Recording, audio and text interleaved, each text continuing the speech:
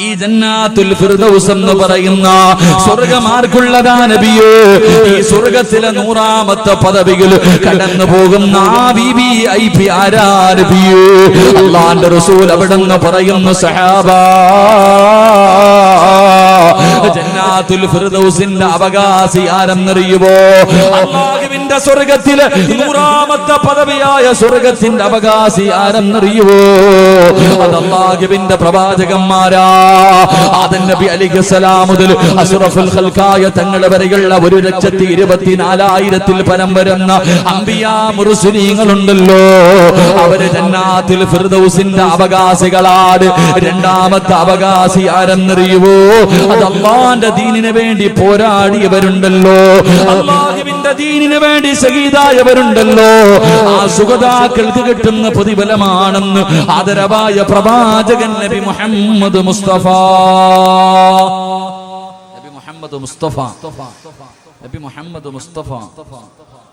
അല്ലാഹുവിന്റെ പ്രവാചകൻ പറഞ്ഞു, പോകുകയാണെങ്കിൽ ജന്നാത്തുൽ ഫിർദൗസിൽ പോകണം. സ്വർഗത്തിൽ പോകുകയാണെങ്കിൽ ജന്നാത്തുൽ ഫിർദൗസ് എന്ന സ്വർഗത്തിൽ പോകണമെന്ന് നബി മുഹമ്മദ് മുസ്തഫ സല്ലല്ലാഹു അലൈഹി വസല്ലം. ആരെങ്കിലും അല്ലാഹുവിനോട് ദുആ ചെയ്യുമ്പോൾ സ്വർഗം ചോദിച്ചാൽ സ്വർഗം തരണേ എന്നല്ല, ജന്നാത്തുൽ ഫിർദൗസ് എന്ന സ്വർഗം ചോദിക്കണേ എന്ന് നബിയുനാ റസൂലുള്ളാഹി.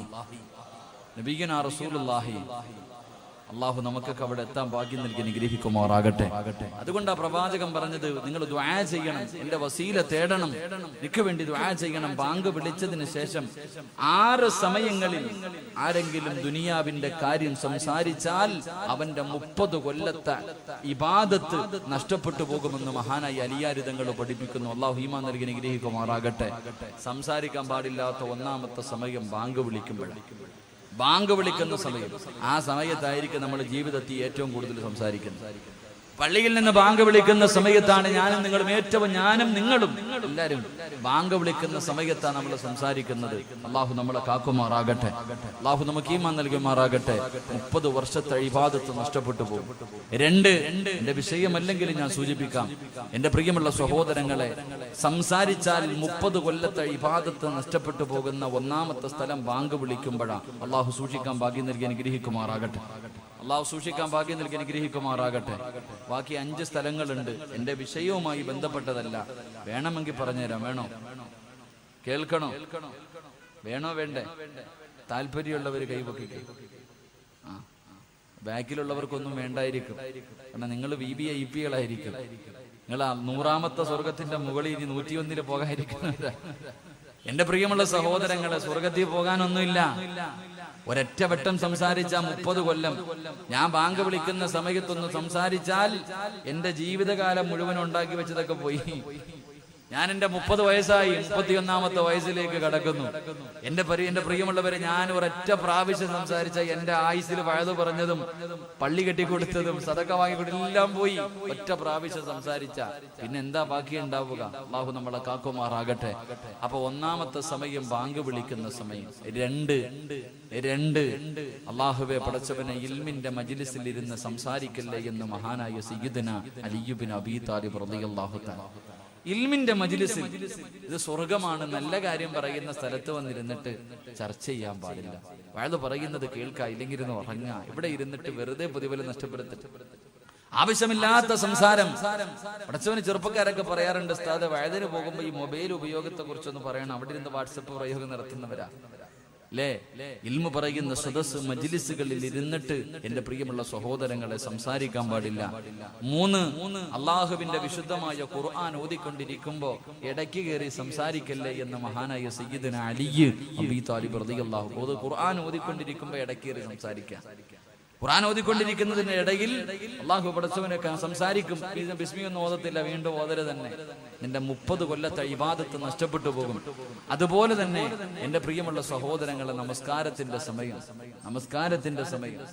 നമസ്കരിക്കുന്നതല്ല, നമസ്കാരത്തിന്റെ സമയത്ത് പോലും കൈകെട്ടാൻ വേണ്ടി കയറി നിയ്യത്തൊക്കെ ചെയ്ത് എന്നിട്ട് സംസാരിക്കുന്നവരുണ്ട്. അതുപോലെ തന്നെ അവിടെ നിന്ന് പഠിപ്പിക്കുന്നുണ്ട്, എന്റെ പ്രിയമുള്ള സഹോദരങ്ങളെ, ഖബറിന്റെ ചാരത്ത് നിന്ന് സംസാരിക്കല്ലേ എന്ന് നബി മുഹമ്മദ് മുസ്തഫ. ഖബറിന്റെ ചാരത്ത് നിന്ന് സംസാരിക്കാൻ പാടില്ല. എന്റെ പ്രിയമുള്ള സഹോദരങ്ങളെ, എല്ലാ ചർച്ചകളും നടക്കുന്നത് പള്ളിക്കാട്ടില്ല.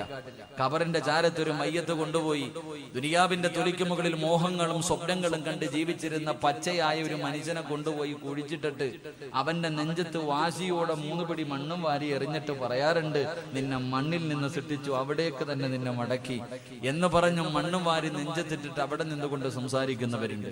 എന്റെ പ്രിയമുള്ളവരെ, ഖബറിന്റെ ചാരത്ത് നിന്ന് സംസാരിക്കരുത്, ദുനിയാവിന്റെ കാര്യം സംസാരിക്കരുത്. നിന്റെ 30 കൊല്ലത്തെ ഇബാദത്ത് നഷ്ടപ്പെട്ടു പോകും.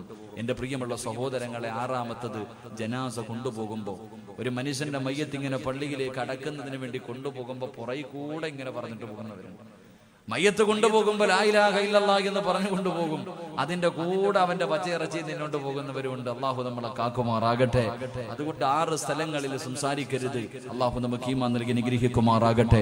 മഹാനായ നബി മുഹമ്മദ് മുസ്തഫ സ്വല്ലല്ലാഹു അലൈഹി വസല്ലമ തങ്ങളോട് സഹാബത്ത് ചോദിച്ചു, നബിയെ, പ്രവാചകന്മാരും ശുഹദാക്കളും മാത്രമേ ഈ സ്വർഗ്ഗത്തിൽ പോകത്തുള്ളൂ?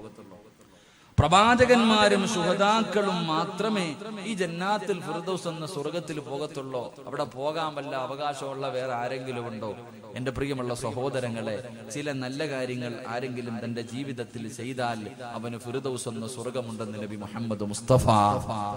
ആർക്കെങ്കിലും നാളെ പ്രവാചകന്മാരും ശുഹദാക്കളും കിടക്കുന്ന സ്വർഗത്തിലെ 100ാമത്തെ പദവിയിൽ നമ്മുടെ വാപ്പയായ ആദം നബി മുതൽ അഷ്റഫുൽ ഖൽഖായ തങ്ങളെ വരില്ല, ആ ലക്ഷക്കണക്കിന് പ്രവാചകന്മാരുടെ കൂടെ നടക്കാൻ നിനക്ക് ആഗ്രഹമുണ്ടോ? ചില നന്മകൾ നിന്റെ ജീവിതത്തിൽ ചെയ്താൽ നിനക്ക് എളുപ്പമായി അവിടെ എത്താൻ കഴിയുമെന്ന് നബി മുഹമ്മദ് മുസ്തഫ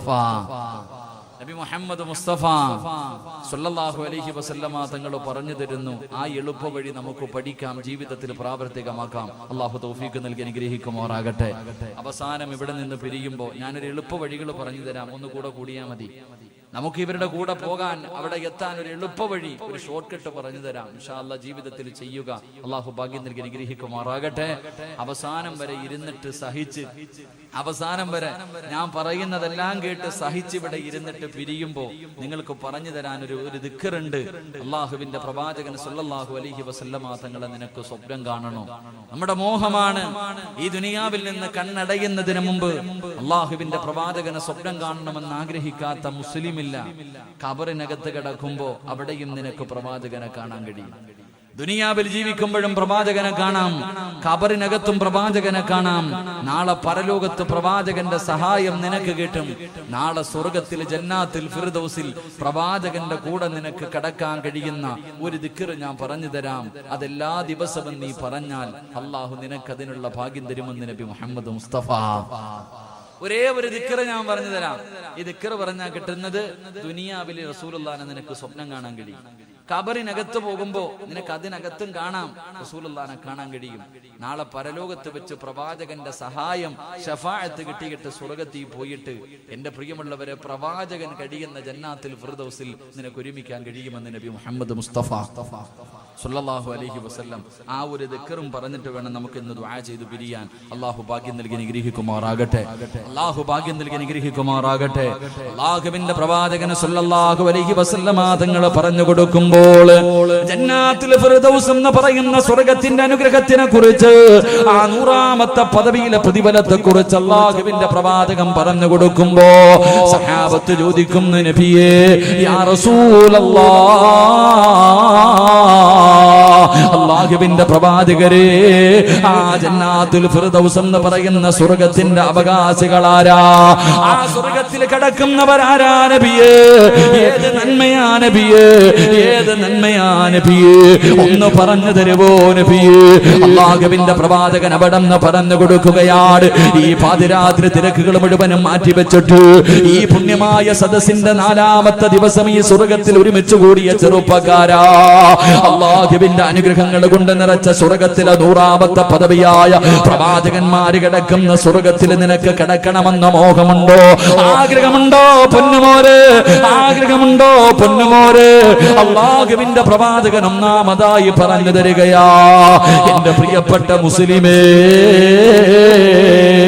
അല്ലാഹു നിനക്ക് തന്നിരിക്കുന്ന ആയുസ്സുണ്ടല്ലോ, അല്ലാഹു നിനക്ക് തന്നിരിക്കുന്ന ഈ ജീവിതമുണ്ടല്ലോ, 10 ആകട്ടെ, 20 ആകട്ടെ, 30 ആകട്ടെ, 40 ആകട്ടെ, 50 ആകട്ടെ, 60 ആകട്ടെ, അല്ലാഹു നിനക്ക് തന്നിരിക്കുന്ന ഈ ആയുസ്സുണ്ടല്ലോ, അല്ലാഹു കൊടുത്താ അല്ലാഹു നിനക്ക് ജന്നാത്തുൽ ഫിർദൗസ് എന്ന സ്വർഗ്ഗം തരുമെന്ന് ആദരവായ പ്രവാചകൻ നബി മുഹമ്മദ് മുസ്തഫ